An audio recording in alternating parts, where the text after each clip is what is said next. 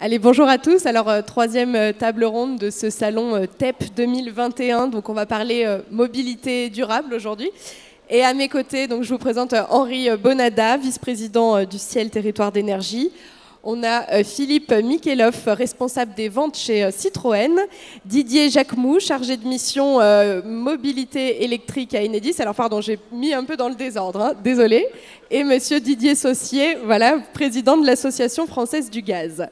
Henri Bonada, je vais commencer par vous. Pourquoi cette thématique est importante pour le ciel? La mobilité durable, finalement, c'est l'actualité à fond. C'est exactement ça, c'est l'actualité à fond. On est bien dans la transition énergétique. Donc, si on veut effectivement diminuer les couches d'ozone, si on veut diminuer tous les polluants qu'il y a dans l'atmosphère, eh bien, on roule électrique et on ne produit pas d'énergie polluante. Si ce n'est l'énergie qui sert à charger les batteries. Mais comme on le sait, en France, on est pratiquement à 90% en énergie verte, considérant que le nucléaire est vert puisqu'il ne met pas de déchets. Alors, au ciel, vous développez notamment le réseau e-borne. Vous pouvez peut-être nous en parler. Vous avez quelques images à nous montrer. Alors, le réseau e-borne, c'est le groupement de 11 départements de la région PACA et Auvergne-Rhône-Alpes. Ces 11 départements se sont regroupés dans le réseau e-borne et ils ont délégué la gestion et le fonctionnement de ce réseau à EasyCharge, qui est une filiale de Vinci.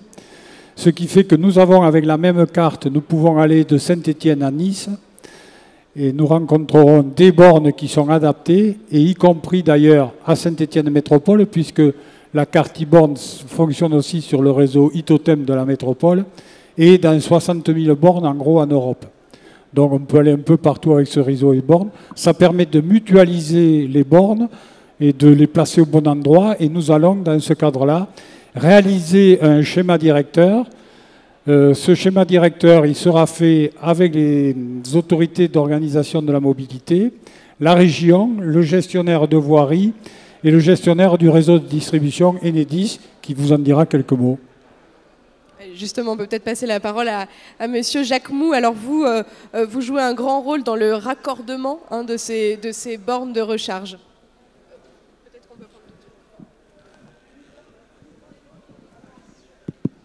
Oui, tout à fait.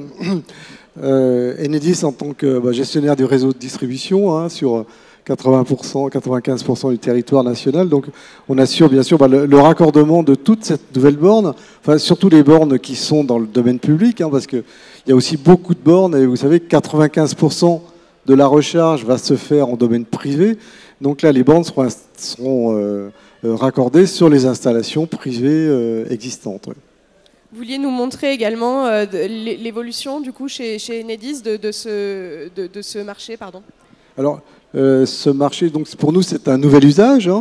Donc, on a eu le chauffage électrique il y a quelques années, les pompes à chaleur, maintenant la climatisation aussi qui se développe beaucoup, et maintenant la mobilité électrique. Donc, c'est un nouvel usage qui prend de plus en plus d'importance. On voit qu'il y a une forte dynamique. Enfin, moi, j'ai commencé sur la mobilité électrique il y a 5 ans. Donc, on commençait à en parler il y a 5 ans. Et maintenant, vraiment, la mobilité électrique, elle arrive. On le voit, il y a de plus en plus, on est à peu près à 15% des ventes de voitures se font en véhicules électriques. Maintenant, ça semble tout à fait raisonnable d'atteindre les 15 millions de véhicules électriques en 2035. Donc il s'agit maintenant vraiment de se préparer à cette révolution pour le monde de l'automobile. Je pense que les concessionnaires en diront peut-être plus sur ce sujet. Philippe Mikheloff, vous voulez prendre la parole, responsable des ventes chez Citroën. Oui, tout à fait. Eh bien, les constructeurs, bien entendu, eux aussi sont en marche pour la transition électrique. Alors, il est très clair qu'ils sont confortablement installés depuis une centaine d'années dans les ventes de véhicules thermiques. Ils ont été bousculés par l'Europe, surtout, enfin, on va dire, les constructeurs européens sont bousculés par l'Europe depuis quelques années pour vendre des véhicules électriques. Ils sont sanctionnés très fortement financièrement, a été mis les normes CAFE. Les normes CAFE, qu'est-ce que c'est? C'est une norme qui demande aux constructeurs d'avoir une moyenne de grammage de 95 grammes de CO2 en moyenne de vente de véhicules. Voilà. Donc aujourd'hui, les constructeurs ont pris énormément de retard puisqu'ils étaient confortablement installés dans la vente de véhicules thermiques. et ils sont en train de mettre au point tous ces véhicules électriques. Vous vouliez prendre, pardon, vous vouliez prendre la parole? Non, je suis quand vous voulez. Allez-y, je vous en prie si vous voulez réagir, j'allais rebondir, mais allez-y. Oui, d'abord je suis très heureux d'être avec vous, bonjour à tous.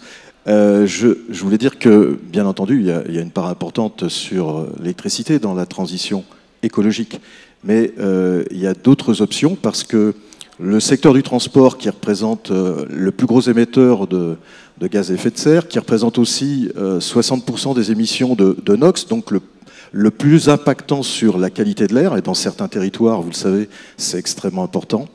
En fait, le secteur du transport, c'est pas que les véhicules légers, que les voitures, c'est aussi les trains, c'est aussi les avions, c'est aussi les bateaux, c'est aussi les poids lourds, les cars, les autobus. Et dans ce secteur-là, il y a un développement des solutions gaz qui est extrêmement important. En France, en ce moment, on a une multiplication par 3 du nombre de poids lourds au gaz tous les 2 ans. Depuis 4-5 ans, ça a commencé très petit au départ. Il n'y avait quasiment pas de vente de camions au gaz. Aujourd'hui, on a quasiment 5% de part de marché. C'était même pas 1% il y a 3 ans. Donc on voit bien qu'il y a une évolution. Donc il faut tout pour faire un monde équilibré et résilient. Il faut de l'électricité, il faut des solutions gaz, et l'État l'a bien compris parce que finalement dans les lois qui ont été mises en place par l'État, il y a une part pour développer les solutions électricité, et c'est normal. Il y a une part pour développer des solutions qui sont un peu moins matures, comme l'hydrogène, qui viendront peut-être dans un deuxième temps. Et il y a une part pour développer le transport gaz, notamment sur les secteurs où il y a un avantage sur le gaz, c'est-à-dire une compétitivité, une disponibilité de l'offre, et puis des atouts en termes d'évaluation des impacts environnementaux dans une approche très globale. Tout ça lié en parallèle au développement du biogaz, parce que si on veut que ces solutions gaz soient totalement vertueuses, il faut bien entendu les sourcer avec un gaz qui soit lui-même vertueux. Henri Bonada, je vous vois hocher de la tête. Vous êtes d'accord, j'imagine, avec tout ça. Et on en est où sur le territoire que couvre le ciel? Alors, je vais parler que de l'électrique pour le territoire couvert par le ciel. Pour les véhicules électriques, nous avons installé 98 bornes, 99 hier, je crois. On a mis une borne à Balbigny hier. On couvre tout le territoire avec des bornes de recharge 22 kg. Justement, le schéma permettra effectivement de redéfinir sur le territoire des 11 départements comment on va répartir les futures bornes, sachant que le projet gouvernemental, c'est 100 000 bornes à la fin de l'année. Au jour d'aujourd'hui, on en est en gros à 45 000. Donc il va falloir effectivement faire quelque chose si on veut y arriver. Ça sera très difficile. Mais le département, 98 bornes, on a rien qu'en dehors de Saint-Étienne Métropole, puisqu'il faudra rajouter les bornes ITOTEM de Saint-Étienne Métropole à ces 98, mais le département est assez bien desservi en bornes de recharge électrique. Il faut vraiment le faire exprès pour tomber en panne, quoi. Justement, comment on se place dans la Loire par rapport aux autres départements? On en est où? Il y a toujours des départements qui font mieux que nous, mais on est dans la moyenne. On doit être vraiment dans la moyenne. Il y a des départements qui doivent en avoir 110. Après, ça dépend des départements. Il faut savoir que la Loire, quand on est à Pélussin et qu'on veut monter à Roanne, c'est pas évident, quoi. Ou quand on est à Violet, qu'on veut aller à Noir-Étable, donc le Rhône est beaucoup plus petit. Il y a des départements, à l'Ardèche, c'est pareil, des départements montagneux, installer des bornes, c'est assez difficile. Mais non, on est dans la bonne moyenne, 98 bornes, 100 bornes, on va dire. Il y en aura à la fin de l'année prochaine 120, pas loin, donc ça devrait aller. Comment on fait pour aller encore plus loin? Très concrètement, qu'est-ce que vous attendez là d'aujourd'hui? Qu'est-ce qu'on peut vous apporter encore plus au ciel pour aller encore plus loin dans la mobilité durable? Ce sera peut-être par les constructeurs que cela viendra, parce que si on sort des véhicules qui ont une autonomie de 800 km, avec l'équipement de nos réseaux de bornes e-bornes, on n'aura aucun souci. Le problème, c'est qu'à l'heure actuelle, c'est vrai que si on veut aller à Nice avec un véhicule électrique, il faut quand même avoir une borne carte de France où sont les bornes où l'on puisse charger, sinon ça va poser problème. Alors, on revient typiquement sur ce que j'exprimais tout à l'heure. Il y a eu un retard qui a été pris. Aujourd'hui, nous, les constructeurs, nous annoncent que d'ici 5 ans, ils seront capables de faire des batteries qui pourront faire 600, 700 km. Le jour où les véhicules feront 600 ou 700 km, ce ne sera plus un frein du tout pour les clients pour acheter des véhicules électriques. C'est le principal, C'est une des objections aujourd'hui, effectivement. Ça veut dire qu'il faut convaincre qui aujourd'hui finalement? Il faut convaincre qui aujourd'hui pour que ça avance? Ah ben, il n'y a personne à convaincre, il faut que le matériel arrive, tout simplement. Hein. Je pense que les gens sont convaincus. Hein. Alors après, vous avez plusieurs sortes de véhicules. Vous voyez, sur le salon, alors, il y a des collectivités, il y a des mairies. Bon, vous avez des véhicules, vous avez des clients qui font 500-600 km, et puis vous avez des mairies à qui on vend des berlingots qui se contentent de faire 100 ou 50 km par jour, et ils en sont vraiment contents, parce que le matériel marche très très bien. Hein. Le problème, c'est pour les gens qui vont loin, aujourd'hui, c'est tout. Allez-y, Didier Saucier. Moi, ce que je voulais dire, c'est qu'encore une fois, moi, je ne suis pas contre le développement des véhicules électriques. À partir du moment où on regarde l'impact global, économique et environnemental. Et tout ce que je veux dire, c'est qu'effectivement, il est important de regarder ça pour dire comment on peut développer de nouvelles mobilités, des nouvelles filières énergétiques en créant de l'emploi en France. Et non pas en finançant le développement de l'industrie chinoise. Ça, c'est extrêmement important. Et moi, ce que j'espère pour les véhicules électriques, c'est surtout qu'on va être capable de réintégrer en Europe la fabrication de batteries et qu'on ne soit pas dépendant de l'Asie d'un point de vue économique comme d'un point de vue stratégique, du coup, parce que les métaux rares sont là-bas, etc. Donc c'est pour ça qu'il est important d'avoir des visions globales dans lesquelles il y a une dimension industrielle pour que les solutions qu'on développe soient encore mieux acceptées et encore plus vivables d'un point de vue économique aussi. Moi, je compte beaucoup là-dessus. Je pense qu'il y aura des efforts du côté de l'électricité à faire, et qui sont déjà faits, mais qu'il faudra absolument accentuer, parce que ce n'est pas uniquement d'avoir 15 millions de véhicules, c'est comment on fabrique ces véhicules, comment on les déconstruit, avec quelle énergie, et comment on le fait pour que, d'un point de vue environnemental, comme d'un point de vue économique, ça crée de la valeur en Europe et dans nos territoires. Alors, je n'ai pas la solution, hein, mais je pense que c'est une vraie question qu'il faut se poser sur comment on construit l'avenir et qu'est-ce qu'on intègre. Sur le gaz, il y a un enjeu phénoménal, c'est de sortir du gaz fossile et de passer sur du gaz vert. Donc c'est de développer de la méthanisation de plus en plus, de développer d'autres formes de traitement des déchets, de gazéification. Là, c'est des démonstrateurs qui sont en train de se développer pour produire un gaz vert localement avec des déchets. Il y a un gros enjeu sur les déchets. Mais il y a la méthanisation qui est déjà très engagée. Mais aujourd'hui, on est encore au début de ce développement de la méthanisation. Ce qu'on produit avec maintenant 300 sites qui sont opérationnels en France et qui injectent du gaz dans les réseaux, il y a 1200 projets en portefeuille qui sont en train d'avancer là, pour les 3-4 ans qui viennent. On va produire à peu près 2% du gaz qui aujourd'hui circule dans les réseaux. Donc il y a vraiment un enjeu d'accélérer ce développement d'une énergie renouvelable proche des territoires, de bien encadrer, parce qu'une solution, elle peut être bonne sur le papier, mais la façon dont on la déploie sur le terrain, parfois on atteint des limites. Donc il faut faire très attention et très rigoureux à ce que les énergies renouvelables soient vraiment propres de tout point de vue, mesurer les impacts, surveiller, contrôler, accompagner, encourager, former aussi, former aux nouveaux métiers. Tout ça, c'est pour moi les enjeux de cette transition écologique et de cette mobilité durable. Voir vraiment globalement les choses. Ça n'empêche pas d'agir, hein, de voir globalement les choses. Hein. On peut agir même si on ne maîtrise pas tout. Mais si on reste dans une vision très restrictive, finalement, on peut faire des choses qui sont certes intéressantes, mais relativement limitées en termes d'impact quand même. Est-ce que vous souhaitez réagir, Monsieur Jacquemot? Oui, alors j'irai tout à fait dans le sens de Didier Saucier, hein, dans le domaine de la mobilité électrique, hein, et sur cet usage de mobilité. Clairement, ce sera un mixte. On voit bien qu'aujourd'hui, si l'électricité, les véhicules à batterie sont a priori parfaitement adaptés, on le voit avec toutes les offres qui sont proposées par les différents concessionnaires, hein, sur les véhicules légers. Hein, les véhicules légers, ça comprend aussi, on le voit de plus en plus sur Lyon, les scooters, les trottinettes, les vélos. Hein. Il y a beaucoup de gens maintenant qui font le déplacement domicile-travail à 20-30 km de distance avec des vélos électriques. Donc on voit bien que sur les véhicules légers, les jeux sont faits, quoi. Ce sera vraiment la batterie qui sera le plus adapté. Par contre, clairement, pour les véhicules lourds, on le voit bien, là, on va faire sur Saint-Étienne une première expérimentation avec un master à hydrogène, parce que sur les masters, dès qu'ils sont chargés, le véhicule électrique n'est pas adapté. Donc je ne vous parle pas des poids lourds, des cars, des trains, des camions, et peut-être un jour des avions. Ouais. Donc Donc Enedis pour accompagner tout ça, donc comme on disait tout à l'heure, on est vraiment concerné pour la partie raccordement, hein. Donc en ce moment, on a 3 priorités. Donc on n'a pas que le domaine public, on a aussi dans le domaine privé. Si dans les maisons individuelles, ça ne pose pas de problème, hein. Et il y a des statistiques qui montrent que les gens qui installent une recharge dans leur maison, à 80-90%, ils n'augmentent même pas la puissance de leur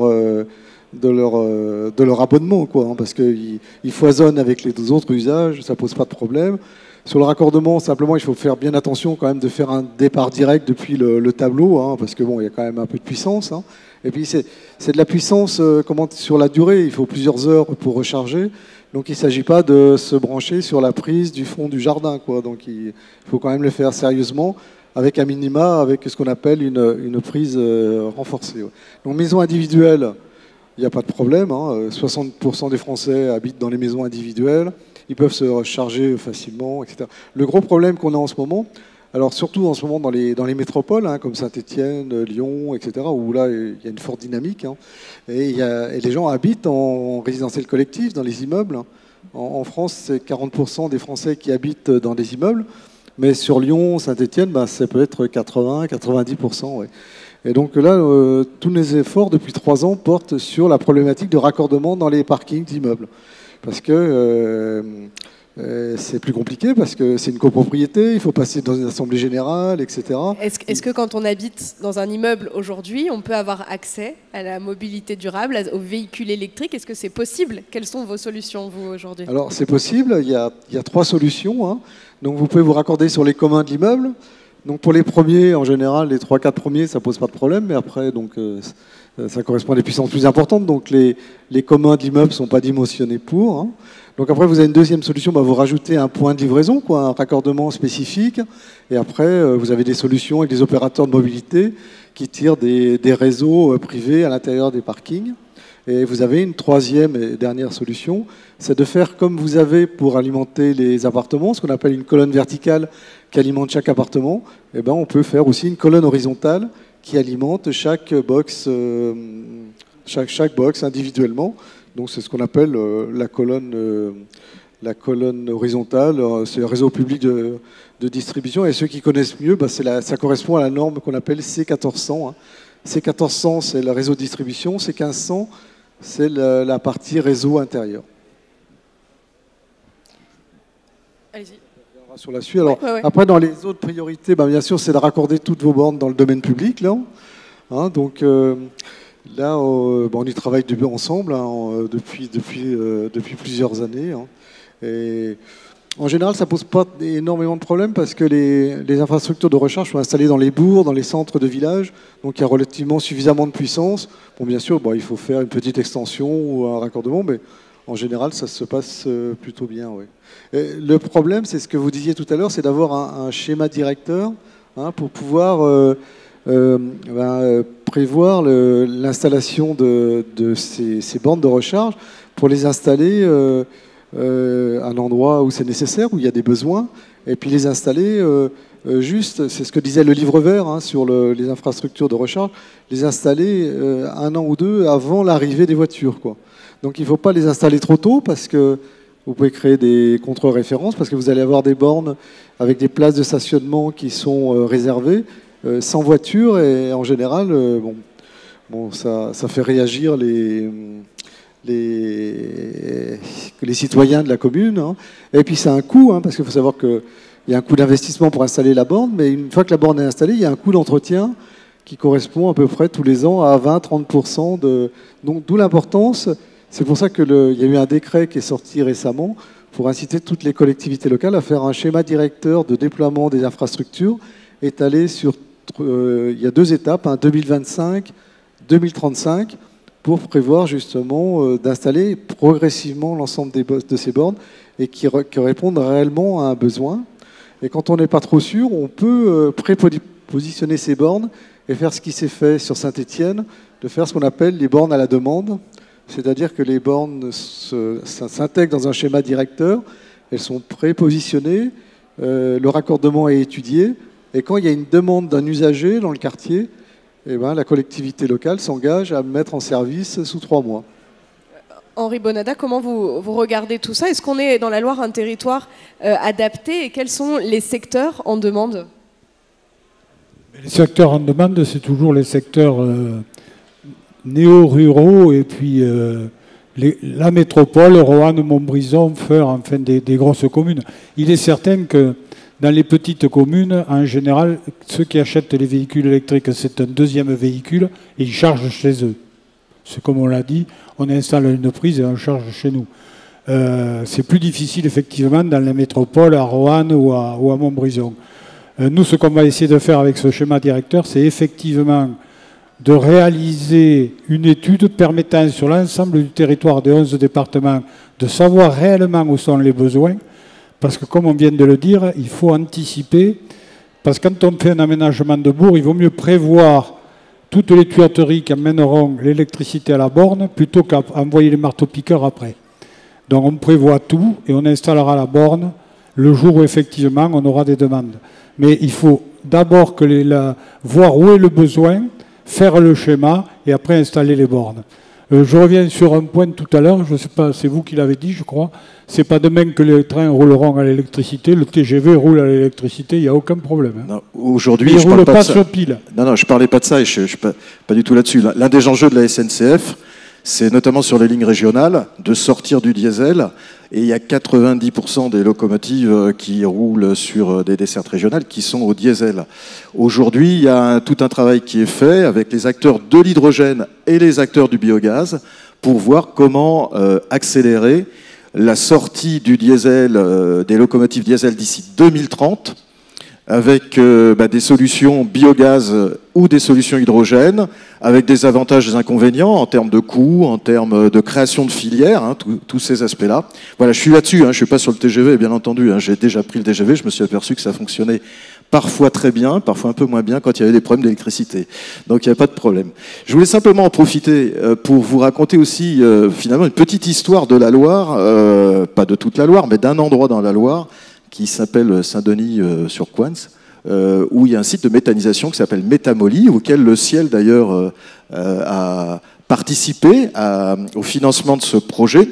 Donc qui maintenant produit du gaz vert depuis 4 ans à peu près l'équivalent de 2500 logements, hein, la production de gaz vert, 20 000 tonnes d'intrants, essentiellement des résidus d'agriculture, des biodéchets de communes de plus en plus, et les réglementations vont obliger à mieux identifier, mieux isoler et mieux valoriser les biodéchets. Dans les 2 ans qui viennent, ça va beaucoup évoluer, donc c'est intéressant. Et puis des biodéchets de l'agroalimentaire.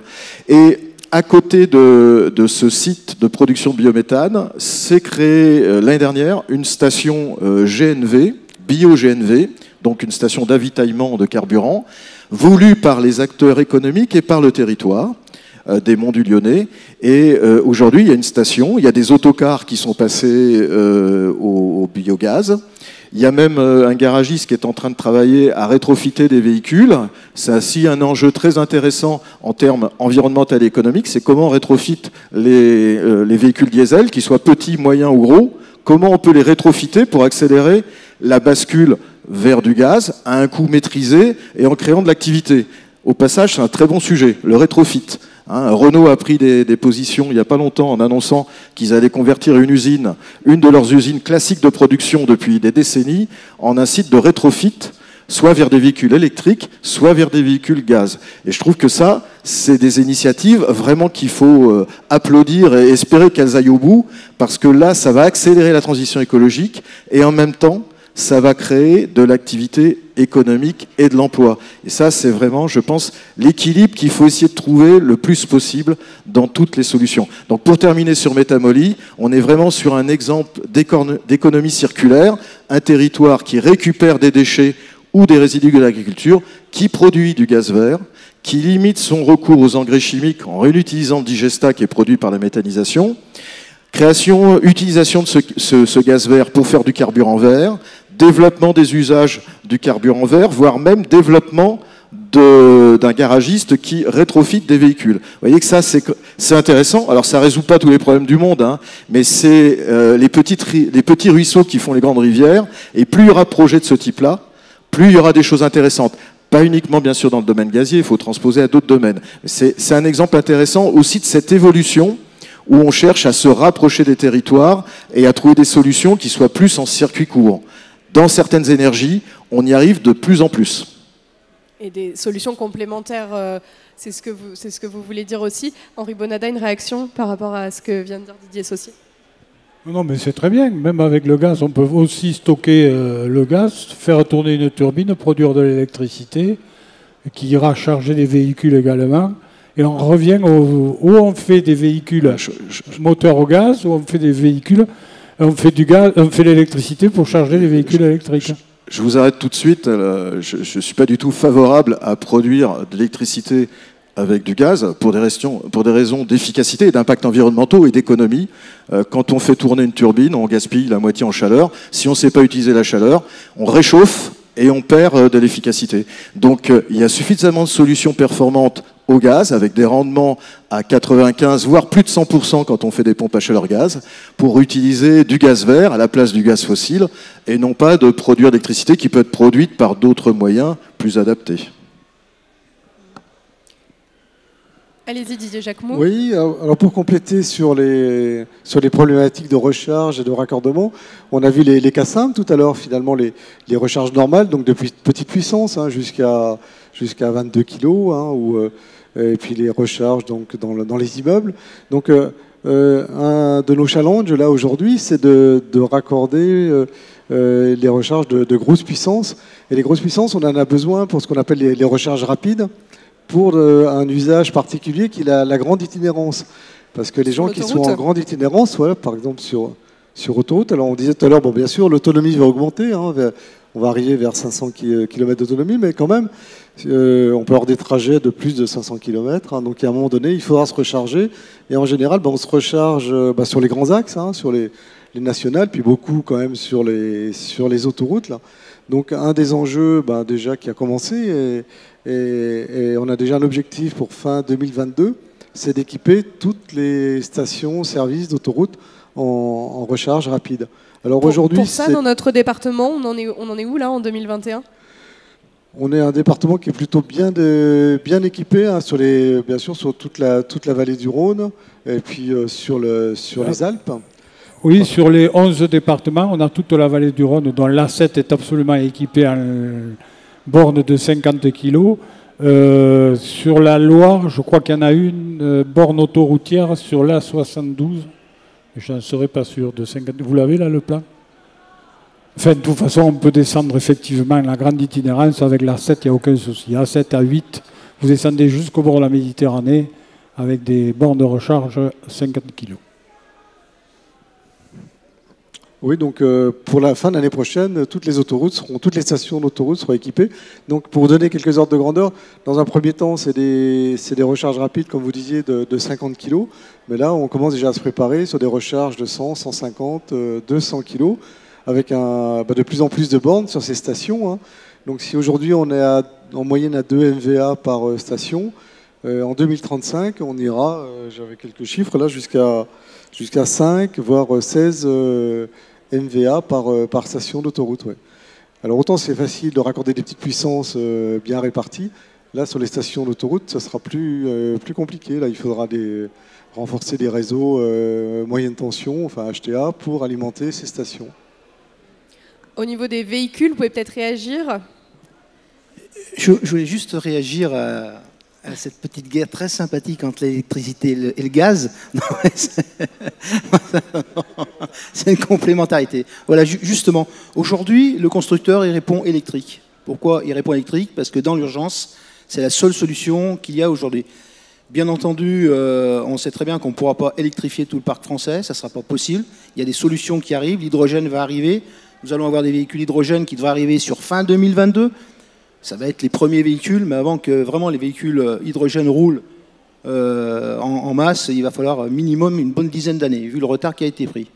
Pour information, il y a 20 ans, au Salon de l'Auto, Citroën a présenté des véhicules hydrogène qui devaient rouler 2 ans après. Les projets ont été mis au placard faute de budget. Oui, donc tout simplement pour dire, pour l'instant, la solution c'est l'électricité et on n'a pas le choix, vu l'urgence climatique. Juste peut-être un complément, il y a une solution de mix entre l'hydrogène et l'électricité quand même, avec les prolongateurs hydrogène qui permettent de produire de l'électricité et d'augmenter l'autonomie de la batterie. Donc le mix de solutions, moi j'y crois beaucoup parce que je pense qu'il n'y a pas une solution qui présente toutes les qualités. Il faut au contraire essayer de trouver des enrichissements et des complémentarités à un coût raisonnable. Je pense que le développement rapide des prolongateurs hydrogène viendra avant les véhicules purement hydrogène, qui eux seront plus longs à sortir. Et donc ça fera un mix qui sera quand même utile pour améliorer l'utilisation des véhicules sans être obligé de passer 1 heure tous les 50 ou tous les 200 km selon son usage, quoi, en fait. 1 heure à recharger. J'ai bien compris, mais pour pas passer 1 heure, il faut qu'il y ait des stations. Et pour l'instant, il n'y en a pas beaucoup.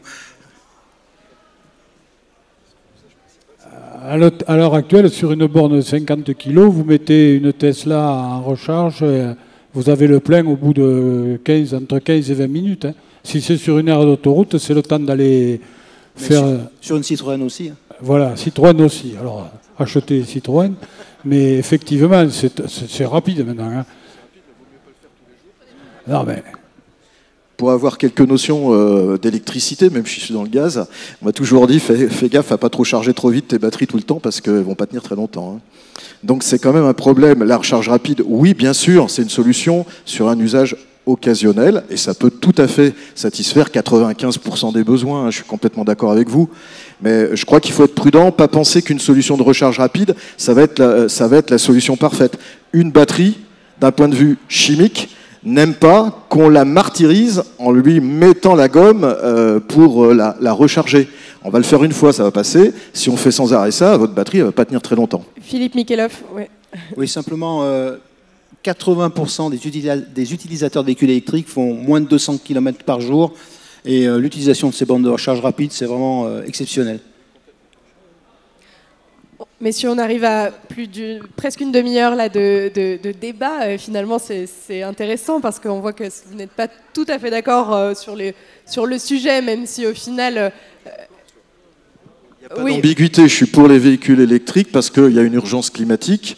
Il n'y a pas de solution parfaite. Il faut des véhicules électriques. Il en faut beaucoup plus qu'aujourd'hui. Il faut sortir des hybrides qui sont une fausse solution, avantagée fiscalement, mais c'est pipeau en termes d'environnement dans 80% des cas, parce qu'on se tire des batteries pour rien. Je me permets de le dire directement. Je suis pour le développement des véhicules électriques. Je dis simplement, ne pensons qu'il y a aussi d'autres solutions, parce qu'il n'y a pas que les véhicules légers, tu l'as très bien rappelé, il y a aussi les véhicules lourds. Et aujourd'hui, sur les véhicules lourds qui représentent beaucoup de consommation et beaucoup d'émissions de gaz à effet de serre, la seule solution qui est opérationnelle aujourd'hui, qu'on peut aller acheter, qu'un transporteur peut aller acheter très facilement, c'est un camion au gaz. Parce que ça existe, ça coûte 20% plus cher que le camion diesel à peu près équivalent, ça a entre 500 et 600 km d'autonomie, donc pour du transport régional, c'est parfait.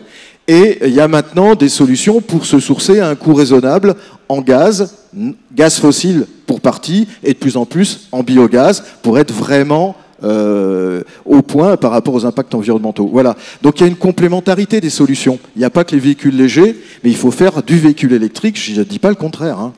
Merci Didier Saucier. On peut peut-être faire juste un petit tour. Philippe Mikhelov, qu'est-ce que vous retiendrez de cette table ronde sur la mobilité durable? Et on entend souvent véhicules électriques quand on parle de mobilité durable. Je retiens que tout le monde essaye de faire des efforts. Voilà, et je pense que c'est dans ce sens qu'il faut aller. Hein. Je voulais rajouter une chose, simplement, parce que bon, il y a toutes des personnes ici qui sont des élus. On parle de tarifs de prix, alors il faut changer cet état d'esprit. Hein. Quand on va parler de véhicules électriques, on va parler de coût de fonctionnement. Voilà, si on dit un véhicule électrique, combien ça coûte? Bah oui, ça coûte plus cher, ça coûte 20, ça coûte 30% de plus. Après, en fonctionnement, quand on a tout mis bout à bout, et nous on est là pour vous faire les devis, on est là pour vous accompagner, on peut savoir qu'en termes de TCO, en termes de coût réel, sur plusieurs années, ça peut coûter moins cher et être beaucoup plus écologique. Merci. Didier Saucier, je crois que vous avez dit votre mot, enfin, le mot de la fin. Didier Jacquemoux, est-ce que vous voulez conclure Oui, peut-être en synthèse. Je pense qu'on est tous d'accord. On n'est pas. Ouais. Il ne faut pas nous opposer. On est bien dans la mobilité sur un mix énergétique. C'est un peu comme pour la production d'électricité, il y a plusieurs solutions. Il faut, même s'il y a des solutions qui, à un moment donné, sont plus intéressantes que d'autres, on est bien dans le cadre d'un mix énergétique. Ouais. Et sinon, sur la mobilité, on est aussi dans un écosystème. Hein. Il y a plusieurs acteurs. Hein. Il y a les concessionnaires qui vont fabriquer les véhicules électriques. Il y a les opérateurs de bornes avec e-bornes et les syndicats qui installent des bornes. Il y a Enedis qui raccorde. Enfin, on est tout un ensemble d'acteurs et on a intérêt à travailler ensemble.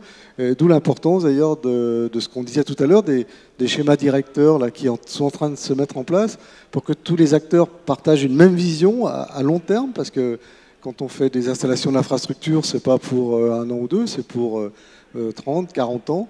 Donc il est important que tous les acteurs travaillent ensemble et partagent la même vision du sujet. Et je pense que c'était le cas aujourd'hui. Hein. Henri Bonada, je vous laisse conclure. Vous, qu'est-ce que vous retenez de vos interlocuteurs? On ne va pas faire la guerre entre l'électricité et le gaz. Le tout, c'est qu'il y ait effectivement une mobilité durable, mais comme il a été dit, jusqu'en 2022-2023, heureusement qu'il y a de l'électricité, on roulera certainement qu'avec des véhicules électriques à quelques camions près. Le ciel, il sert à ça, il va aider effectivement avec e-borne à continuer à installer sur le territoire des bornes de recharge électrique aux endroits où il faut, là où se font les besoins. Et partant de là, après, on verra comment on en vient à l'hydrogène. Mais pour le moment, on va se limiter effectivement à l'installation de bornes électriques, même si on va travailler dans l'hydrogène, on ne va pas s'arrêter. Mais il faut que le territoire soit bien équipé afin que tout un chacun puisse trouver la borne dont il a besoin, là où il en a besoin. Merci. Est-ce que dans le public, vous avez des questions à poser? Ah oui, il y en a plusieurs. Je me lève du coup.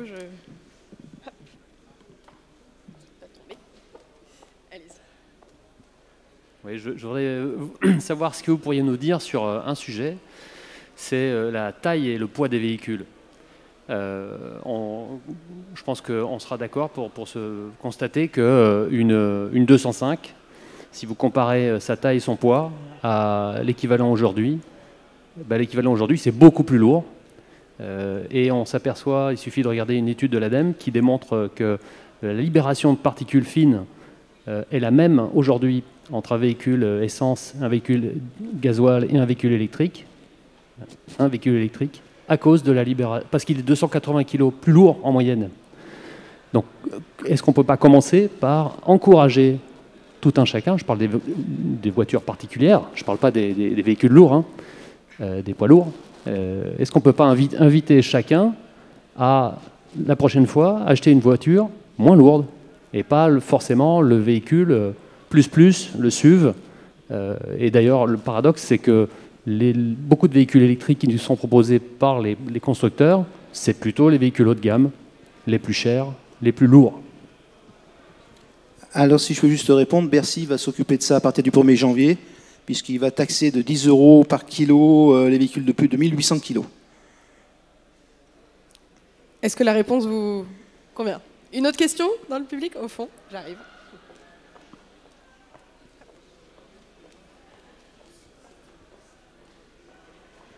Merci. Merci à tous pour vos interventions, vos explications, vos interactions.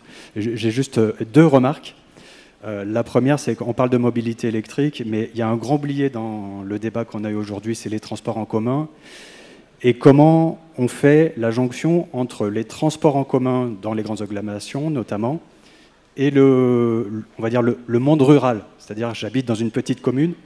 Si je veux aller à Saint-Étienne et prendre les transports en commun, je n'ai pas d'autre choix que de prendre mon véhicule personnel. Et si je veux prendre les transports en commun pour ne pas encombrer la ville, il faut que je puisse stationner au même endroit que l'endroit où je vais pouvoir prendre le transport en commun. Et ça, c'est toujours le maillon faible dans toutes les agglomérations. Donc il y a un gros travail à faire là-dessus pour donc équiper les entrées de ville avec de grands parkings, et si possible avec des points de recharge pour les véhicules électriques, tant qu'à faire, parce qu'on a beaucoup parlé de véhicules électriques. Donc ça, c'est la première observation. Et la deuxième, si vous me permettez, il faut arrêter de raisonner, quand on parle de véhicules électriques, comme avec un véhicule thermique. je ne sais pas s'il y a des motards dans l'assistance. Enfin, moi, j'ai une moto, elle a 250 km d'autonomie, mais je sais que je peux aller jusqu'à Pékin avec.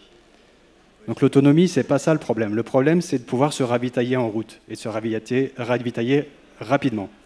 Donc le problème, c'est de développer le réseau de bornes rapides. On a évoqué tout à l'heure, par rapport au ciel, les bornes qui sont développées donc, sur le département, c'est essentiellement des bornes 22 kW. C'est très lent. 50 kW, c'est déjà pas mal, mais c'est déjà le passé. Donc maintenant, ce qu'il faut faire, c'est mettre le paquet sur les bornes très rapides. 150, c'est le minimum. Voilà, 150 kW. Et là, on pourra envisager le véhicule électrique comme le véhicule principal. Ce ne sera plus le petit véhicule secondaire qui sert qu'à aller chercher les enfants à l'école, etc. Voilà. Donc si on veut vraiment faire quelque chose pour le développement de la mobilité électrique, c'est mettre le paquet sur la recharge rapide. Voilà, merci. Je vais faire une réponse partielle aux différentes problématiques importantes que vous soulevez. Sur le transport, c'est la région qui a la compétence du transport. Depuis plusieurs années, la région s'est posé la question déjà du transport scolaire, ce qui est une très bonne entrée. Hein. Et donc, les choix qui ont été faits, c'est d'inciter à l'occasion des renouvellements des contrats DSP, délégation de services publics, d'inciter finalement les autocaristes à faire des propositions avec des solutions durables. Et dans les solutions durables, la plupart du temps, ce sont les solutions gaz parce que ce sont les mieux adaptées au car, en fait, à l'heure actuelle, en fait, des technologies. Donc, il y a eu une montée en puissance du nombre de cars et du nombre de projets d'autocaristes vers les solutions gaz. Donc, il y a eu une bonne impulsion qui a été donnée par le responsable, finalement, de la compétence transport, la région en l'occurrence. Après, vous avez un deuxième vecteur qui fait bouger les choses, c'est la création des zones faibles émissions. Et Auvergne-Rhône-Alpes, il doit y avoir 20 zones faibles émissions en France, une vingtaine. On est la région qui en a le plus, largement, hein, avec les métropoles comme Lyon, comme Grenoble, Saint-Étienne est aussi concerné. On a Valence, on a la vallée de l'Arve, on a quasiment une dizaine de territoires très importants, hein. Alors certains plus ruraux en apparence et d'autres vraiment métropoles. Bon, on voit bien que les mesures qui sont prises, qui au départ étaient ciblées sur les usages professionnels, donc d'abord le propre transport des collectivités, donc les collectivités ont fait des choix en renouvelant leur flotte de bus par exemple, d'accentuer soit les bus électriques, soit les bus gaz, hein. Un peu d'hydrogène, mais c'est pas au point au jour d'aujourd'hui et ça coûte trop cher. Donc on voit qu'il y a un début. Et dans les zones faibles émissions, il y a des mesures qui sont affichées à 2, 3, 4 ans à l'avance pour que les professionnels aillent vers des véhicules qui soient critère 1 maximum. Hein. Et donc ça va faire bouger les choses. On voit qu'à Lyon, il y a la tentation en ce moment, avec le changement politique qui est intervenu, d'élargir la contrainte aux particuliers, mais en leur donnant le temps de se retourner, c'est-à-dire en affichant quelque chose à 4-5 ans. Donc on voit bien que les choses vont bouger. Et ça renvoie aussi sur est-ce que j'ai pas intérêt à basculer sur du transport en commun, en pleine ville, pour éviter d'utiliser des véhicules qui vont avoir de plus en plus de mal à rentrer dans les attendus fixés par le territoire. Donc il n'y a pas de solution parfaite, hein, mais on voit bien qu'il y a des tas d'initiatives qui font bouger un petit bout de la problématique ici ou là, et quand on somme tous ces petits bouts, on voit que ça commence à bouger par rapport à ce que c'était il y a 5 ans. Il y a vraiment une évolution. Alors le chemin devant nous, il est encore plus grand, hein, il n'y a pas photo, hein, mais ça bouge, et il y a une certaine cohérence politique qui s'opère, je trouve, à la maille territoriale de plus en plus. Henri Bonada, vous souhaitiez réagir? Concernant le ciel, la pose de bornes supérieures à 50 kg, ça va intervenir à partir de l'année prochaine. On en a quelques-unes à 100 kg et on en aura peut-être même une à 150. Cela dit, on peut aller effectivement en voiture électrique aussi à Pékin. Mais si vous mettez autant de temps qu'en France pour aller de Saint-Étienne à Nice, vous n'êtes pas arrivé, hein. Merci. Est-ce qu'il y a d'autres questions? Ouais. Merci. J'ai également une question sur les usages de ces nouvelles mobilités électriques, avec des données qui m'interrogent en fait sur comment on va les utiliser. C'est-à-dire que il y a la question des batteries. En fait, on va on a des véhicules qui ont besoin de batteries importantes si on veut aller loin, mais on n'a pas tout le temps besoin d'aller loin. Sur nos trajets du quotidien, on fait 30 km dans la journée, et par contre le week-end, les vacances, on va plus loin. Donc est-ce qu'on a besoin du même véhicule, sachant que s'il est plus lourd, ça a été dit, il va être plus polluant en termes d'émissions de CO2 pour le fabriquer et de particules émises au freinage. Donc ça, c'est un peu la première donnée qui m'interroge sur l'utilisation des nouvelles voitures électriques. Et puis la deuxième, c'est la disponibilité de l'énergie aussi. Aujourd'hui, en France, on a énormément de voitures thermiques. Donc notre mix énergétique, en fait, on utilise énormément d'énergie fossile. Est-ce qu'on va être capable demain d'alimenter tous ces véhicules électriques? Si on dit tout le parc thermique français aujourd'hui, on le transforme en électrique demain, sur toute l'électricité, sur toute l'énergie qu'on utilise en France aujourd'hui, j'avais entendu qu'il faudrait 200 centrales nucléaires de plus pour avoir l'équivalent. Donc voilà, ça m'interroge aussi sur cette question des véhicules électriques. Est-ce qu'on va les utiliser demain comme on utilise une voiture aujourd'hui, en fait? Est-ce que c'est tenable? Moi, je veux bien répondre, pardon, je suis gazier, je me permets de répondre sur l'électricité, puis je suis bavard en plus. C'est une vraie bonne question, parce que la transition écologique, c'est pas uniquement de muter du fossile vers le renouvelable, ce qui est un sacré enjeu, c'est aussi de réduire les consommations. C'est-à-dire que si on rajoute 20 millions de véhicules électriques et qu'on ne réduit pas les consommations de chauffage, par exemple dans les bâtiments, en rénovant les bâtiments, en augmentant l'exigence, ce que l'on fait avec les réglementations dans le neuf pour baisser les consommations, l'équation, elle est totalement insoluble, elle va coûter la peau des fesses et ça va être rejeté par la société. Et c'est pas jouable. Donc il faut baisser les consommations et muter des usages qui étaient dans le fossile vers des usages électriques ou biogaz en complément, peu importe, mais si on n'a pas cette logique d'ensemble, on arrive à une équation complètement insoluble. Il va falloir surinvestir sur les réseaux des syndicats, il va falloir construire des centrales, si à côté on ne baisse pas un certain nombre d'autres consommations. C'est pas soluble sans ça.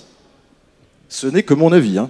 Oui, le problème, c'est qu'il a entièrement raison. On peut effectivement baisser la consommation dans d'autres usages. On isole bien, on arrive à des bâtiments BBC, on n'utilise plus l'énergie. Sauf que l'été, comme il fait plus chaud, on met les climatiseurs en route. Et il se trouve que la balance, eh bien, elle est toujours au même niveau, pour une raison toute simple, c'est que l'économie qu'on fait de côté, on la gaspille de l'autre. Et juste une remarque, c'est pas pour plaisanter, le meilleur défenseur de l'énergie nucléaire, c'était Nicolas Hulot, quand il a dit en 2040, je veux tout électrique. Ben, il fallait construire des EPR à tout va. Hein. Là, il faut y aller, parce que pour alimenter tout le parc automobile en électrique, ça va être difficile. Hein. Je tiens à dire que Nicolas Hulot, que j'avais rencontré dans la vallée de l'Arve, il n'a peut-être pas dit tout à fait ça quand même. La loi en France, pour être clair, aujourd'hui, il y a un problème au niveau des directives européennes sur est-ce que les moteurs à combustion seront acceptés en 2050. Il y a un débat au niveau européen. En France, il y a une loi, qui est la loi d'organisation des transports, qui date d'il y a 2-3 ans maintenant, qui dit qu'en France, en 2040, on n'aura plus de véhicules à énergie fossile. Ça a été bien précisé comme ça, c'est-à-dire que ça autorise les moteurs à explosion à partir du moment où ils sont alimentés avec une énergie renouvelable. Mais donc en France, ça donne une visibilité jusqu'en 2040. Il y a un débat en ce moment avec les autorités européennes pour dire mais c'est quoi la norme européenne? Est-ce qu'on scratche complètement le fossile ou est-ce qu'on dit non, ça peut être on scratche complètement les moteurs à explosion, pardon, ou est-ce qu'on scratche l'énergie fossile? C'est pas tout à fait la même chose parce que effectivement, si on scratche les moteurs à explosion, ça veut dire que c'est du moteur électrique tout azimut, quoi, en fait, hein, à peu de choses près. Hein. Pardon, oui, bonjour. 2 remarques par rapport à tout ce qui a été dit cet après-midi. La première sur le véhicule électrique. Est-ce qu'un véhicule électrique émet moins de CO2 qu'un voiture thermique? Non. Ça dépend du mix qui alimente le véhicule. Si vous avez un mix 100% renouvelable, c'est vrai que sur l'ensemble du cycle de vie du véhicule, vous émettez moins d'équivalent CO2. Avec le mix électrique français, c'est vrai, parce qu'on a la chance ou pas d'avoir du nucléaire. Dans les zones insulaires, c'est faux. On a un mix très carboné et aujourd'hui, il ne faut surtout pas développer le véhicule électrique, comme c'est le cas en Allemagne ou en Pologne. Donc attention aux véhicules électriques. Deuxième remarque sur le véhicule à hydrogène. Ce qu'il faut voir, c'est qu'aujourd'hui, il y a deux tendances. La première, c'est le véhicule thermique qui sera alimenté directement en hydrogène. Il y a beaucoup de recherches sur le sujet en France, avec l'IFPEN, au Japon, en Allemagne, pour se dire on va réutiliser ces moteurs thermiques et on va les alimenter directement en hydrogène. Je ne sais pas si c'est la solution, mais c'est une solution qui pourrait se développer. Mais aujourd'hui, le véhicule à hydrogène, c'est quoi? C'est un véhicule électrique. L'hydrogène est stocké dans le véhicule, on a une pile à combustible qui va fabriquer de l'électricité, qui va être stockée, parce qu'il y a toujours une batterie d'appoint, et derrière, vous avez un moteur électrique. L'hydrogène n'est qu'un vecteur énergétique. C'est un véhicule électrique. Voilà, deux petites remarques. Sauf qu'en hydrogène, le rendement entre la production d'hydrogène et puis la roue du véhicule, le rendement, il est de 30%. Ouais.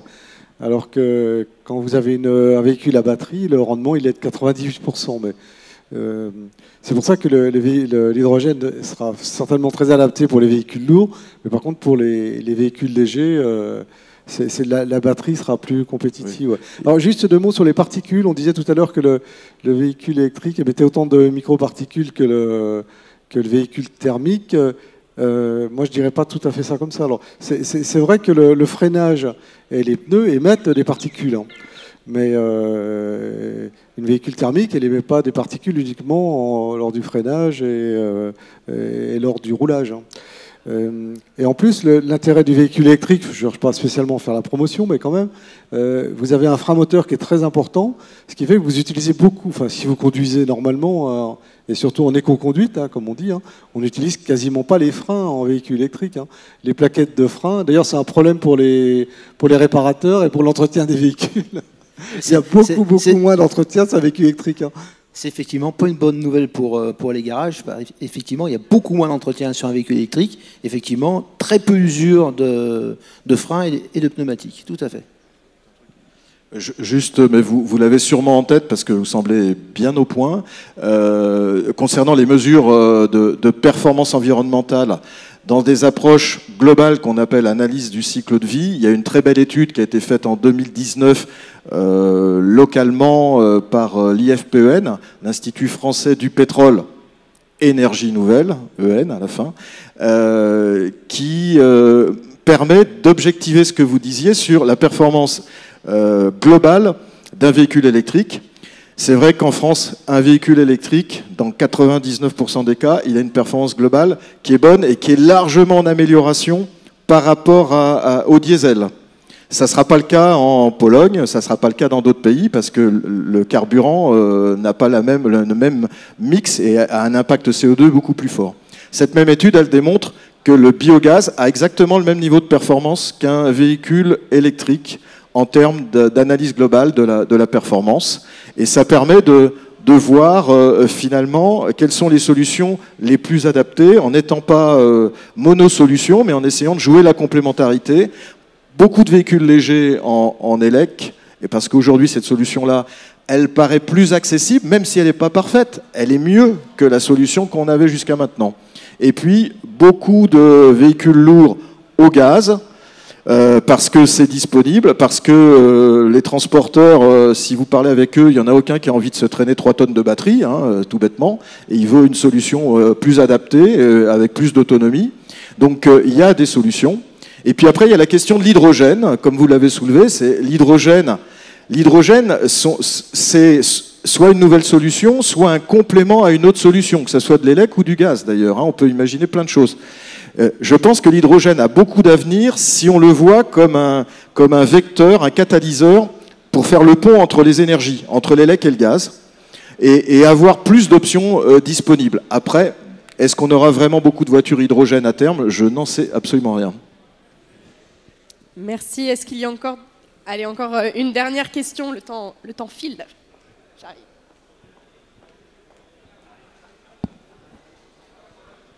Merci. Pourquoi déjà les véhicules hybrides ou électriques ne se rechargent pas en roulant? Ils peuvent se recharger en roulant, puisqu'on a des solutions sur les véhicules hybrides pour conserver... À la décélération. Mais le problème, c'est qu'ils se rechargent avec votre carburant. il se recharge avec votre moteur thermique. Donc, c'est une solution. À quoi elle sert, le e-save? Il sert que quand vous êtes en véhicule thermique, vous avez besoin d'une autonomie pour entrer dans une zone ZEV à 0, ça vous garde une réserve d'énergie. Vous remontez de Marseille, vous dites tiens, il faut que je traverse Lyon, Lyon je ne peux pas traverser. Je mets mon véhicule en e-save, tous les 2 km, il me remet 1 km dans ma batterie. Mais vous le consommez, ça. Je veux dire, tout seul aujourd'hui, techniquement, il ne sait pas faire.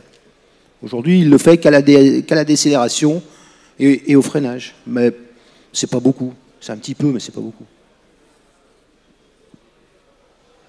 Merci beaucoup. Merci à tous d'avoir participé à cette table ronde sur la mobilité durable. Je vous invite à rester dans le coin. Allez, merci.